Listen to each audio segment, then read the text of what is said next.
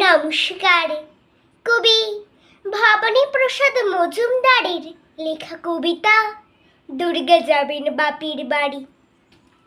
দুর্গা যাবেন বাপের বাড়ি, সঙ্গে যাবে কে? লক্ষ্মী, সুরু, গণেশা, কেতু কোমর বেঁধেছে। ময়ূর, পেঁচা, হাঁস ও ইঁদুর ওরাও সাথে যাবে।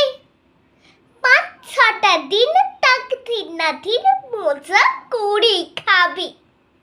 বললে ওরা, ভাল লাগে রোজ একই জিনিস খেতে। বছরে তাই চাই কটা দিন অন্য কিছু পেতে।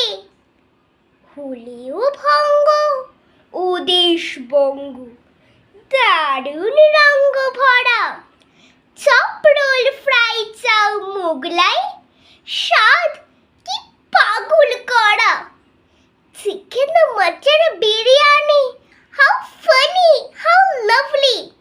কোপ্তা, কাবাব, কোরমা, পোলাও, ফুচকা, আলু কাবলি, বুঁদি, গজা, গুজিয়া আর সরভাজা, সরপুরিয়া, রসগোল্লা, পান্তুয়ারা আছে হৃদয় জুড়িয়া। পায়েস খাবো আয়েশ করি, মিহিদানা চমচম, দই দানাদার দরবেশ বেশ, খাবো সবাই কম কম। দুর্গা দেবী বললি, পেটুক, স্বভাব তোদের মন্দ, তাই এবারে আমার সাথে যাওয়া তোদের বন্ধ। শুনেই জোরে কাঁদতে থাকে ময়ূর, পেঁচা, হাঁস।